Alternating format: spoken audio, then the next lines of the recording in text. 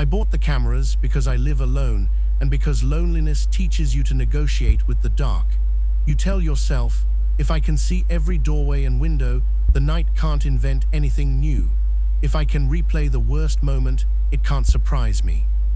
I mounted one in the living room, one in the narrow hallway I pretend is a gallery, and one above my bedroom door, angled down at the bed, like a quiet angel. They were small and friendly, bulb-eyed, promising motion alerts and cloud backups and peace. Their slick white bodies looked like pills you swallow for anxiety. For a while they worked. Nights shrank, like fabric shrinking in hot water. I convinced myself the apartment loved me back. Then the first alert came at 2:41 a.m. with the sound my phone uses for calendar reminders. Ping. Motion detected. Bedroom. I was awake, of course, doom-scrolling with dry eyes and a stiff neck, wrapped in a blanket that kept slipping. I had not set foot in the bedroom since 11. The feed opened to soft monochrome. I expected empty blankets, the dent where I should be. Instead, there was a shape under the comforter, a chest rising and falling with the gentle patience of sleep. Mine. The brain is a strange accountant. It tries to balance the impossible. Mine, I thought, in the same shape and size. My arm resting exactly the way it rests when my shoulder hurts. My head tucked the way I tuck it when my pillow feels too large. All of it ordinary, so ordinary I forgot to breathe. I dropped the phone. When I picked it up again, the figure had rolled to face the camera. The shadows refused to show me a face, but something like attention pressed against the lens, and the old angel angle made me feel judged. The clip ended. The feed went offline as if embarrassed. I refuse to be shaken by a glitch. I've seen buffering do strange things, but glitches don't remember the dent in your mattress. Glitches don't breathe in time with the rhythm you've had since high school track and field. Glitches don't twitch when your anxiety clicks through your spine. The second alert came the following night at 2:57. Motion detected. Bedroom. I sat up straighter on the couch before I understood I was already sitting as straight as a person can sit. I told myself I'd look just long enough to prove it. A cached clip, a server hiccup, a trick of the cloud. There I was again, sleeping on my side. The blankets had peeled to my waist, the way they always do. My shoulder was bare. A mole I hate, dark, oval, mean, rested exactly where it rests. Then the mouth, a soft blur in the grain, moved. I couldn't hear anything. The cameras are cheap, but I'm human and I know the shape of the single syllable that fits my jaw like a key. My name. Not hey or Jude, or any of the casual sounds my friends used to rip me out of thought. The formal, full version, the one only my mother used, the one teachers rolled over their tongues on attendance sheets, the one the bank says when they're not sure I'm me. My name again, slower, like tasting a memory. The figure pushed itself upright with the stiff, careful lift of someone learning a body from the inside out. The spine did not move right.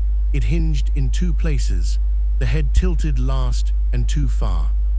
I wanted to stand, to go knock on my own bedroom door. How absurd that sentence is, to say enough, to tear the camera down and crush it under my heel. But fear is a net with silky threads. It holds without appearing to hold. I sat and watched the thing in my bedstand swing its legs to the floor and turn toward the door I could not see. The clip ended. My phone buzzed one more time. Face detected. Living room. The thumbnail buffered on a square of static, a smear like a thumbprint caught in snow. When it resolved for a heartbeat, I saw an outline behind the cooch. Broad shoulders, a head cocked, curious. The corner of the mouth, my mouth, smiling without light. The clip refused to play. I slept with the lights on, meaning I did not sleep. My eyelids were two small animals that refused to lie down. The apartment made ordinary noises, expanding wood, refrigerator size, and each became a footstep, a hand, a throat clearing in the hall. I made coffee at dawn and forgot to drink it. When sun got brave enough to come through my thin curtains, I unplugged every camera, using a kind of careful brutality, the way you unplug someone from a machine in movies when you want to free them. The little eyes went black. The house felt blind, and for a fragile 30 seconds, safe. That day I worked at my kitchen table, like usual, attention snagging on the empty places where the cameras had been. My laptop reflected me too harshly. I stuck tape over the webcam and laughed at myself to hear a human sound. By evening, my phone carried joules of courage like a second heart. I told myself I would plug in only the living room camera, just to be sure the front door stayed a door, just to watch the night from a distance. At 2:13 a.m., while I pretended to watch an old sitcom about nothing, the alert returned. Motion detected, hallway. I opened the feed. The hallway was a narrow river of shadow with the bathroom door at the end like a black tooth. The camera's algorithm struggled to find edges. The app pushed rectangles around nothing, labeling them person for a second, then losing them. The air looked thick, as if my cheap apartment had developed weather. Then something passed in front of the lens, not a body, the absence of one, a heatless silhouette that dragged focus with it like a tide. The door to the bedroom opened 2 inches, then closed 2 inches, then opened 4. The feed flickered. For 2 frames, 24th of a second each, I saw my own face in the bathroom mirror at the end of the hall. Except I wasn't in the hall, I was on the couch. My hands were clutched around my phone so hard the plastic groaned. The camera glitched again, and the mirror was empty. In the reflection, for a twitching heartbeat, the couch appeared with a person on it who wasn't me. The clip stopped. The app said network error. I whispered something that might have been prayer or profanity. At 3 a.m. they are cousins. I did not unplug the camera this time. I went to the kitchen, held my breath, and listened to the house breathe. Water in pipes ticked like cooling engines. Somewhere below, a neighbor coughed a smoker's cough while dreaming. A siren drew a red line across the floor and receded. The bedroom door opened with a noise as light as paper. I froze. There is freezing, and there is whatever I did. A new kind of stillness that made me feel like a photograph someone was deciding whether to keep. The door swung a few degrees and stopped. Something leaned there, listening with me. The air in the living room had texture, the way air has texture before a thunderstorm, tiny charged grains ready to strike. I counted to 20 exactly to prove that I could, then forced my feet to the hallway. The door was open a little wider. My bedroom was dark in the special way bedrooms are dark, a domestic, intimate darkness that knows your outline. I reached for the switch and did not flip it. Light felt like an admission. I said my name quietly, the way you say it to a stranger who looks like a cousin at a reunion. The shape in the dark said it back the way you repeat a password you wrote on the back of your hand. Familiar, careful. I shut the door. I slept in the kitchen chair. My neck hated me for the whole morning. That day I called the company that made my cameras. I told a patient woman with a perfect phone voice that my feeds were showing cached video from nights I hadn't lived yet. She suggested a firmware update. I asked if updates fixed double lives. She said she understood my concern. She did not. I walked to a hardware store where nothing had batteries and bought a chain for the bedroom door as if I could chain myself into myself. The clerk's hands were dirty with grease and kindly contempt. Apartment? He asked, as if houses are immune to fear. I nodded and pretended the weight of the chain made me strong. Back home, I ate dinner at 5 like a pensioner because time had stopped meaning anything. I watched the window turn to a mirror and tried not to meet my own gaze. The chain clicked with a sound that felt like the last honest sound in the world when I locked the bedroom. I put my mattress in the living room like I was camping. I told myself I was reclaiming the space, making new rituals, bed by the TV, safety by the door, light where I can reach it. At 2:17 a.m., the apartment decided we had ritual enough. Motion detected, living room. I was lying in the bed on the floor looking up at the ceiling fan that never moves. The alert lit the phone like lightning. The feed opened to show the living room from the opposite corner, from a perspective I had not mounted. High and slightly canted, cinematic, unkind. The bed in the frame was made, no one on it. The couch sat like a taunt. The front door was a dark rectangle, the little hall was a throat. Then there was me, walking into frame from the hall. Not night me dragged a foot like it had to remember which muscles belonged to it. Not Night Me wore my t-shirt with the faded print, the one that always warps at the neck. Its hair was the wrong level of neat. It stood at the edge of the bed and tilted its head with the sort of concern that physicians counterfeit. On my mattress, invisible to the camera but very visible to my skin, the temperature fell. The air grew heavy like water. The world made room for an event the way rooms make room for pianos, reluctantly rearranging the furniture of the night. Not Night Me bent slowly, as if gravity had been rewritten, and placed a hand I could not feel right above my sternum, exactly where anxiety lives. The feed showed an indentation appear in the blanket. It looked, stupidly, like love. It leaned, its mouth moved. The camera captured nothing of sound, but I felt the syllable brush my teeth from the inside. My name. It said it again, like an incantation, and the phone became heavier than my chest, and the bed became as helpless as a photograph, and my body began to believe that the scene showing on the screen was the same one happening on my skin.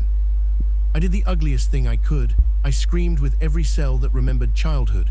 The scream had dirt in it. It had glass. It had the helplessness of a small person catching an adult's hand mid-fall. The Not Me flinched backwards so fast it left a smear of itself in the air.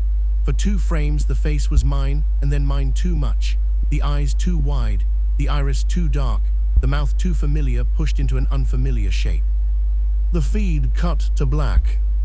I threw the phone at the wall. It hit, skittered, survived because cheap things do. I stumbled up, dragged the apartment door open with hands that had forgotten keys, and stood panting in the cold fluorescence of the hallway as if the building could baptize me in its ugliness. The neighbor in 4B opened her door 2 inches and stared with the indifference of the overexposed.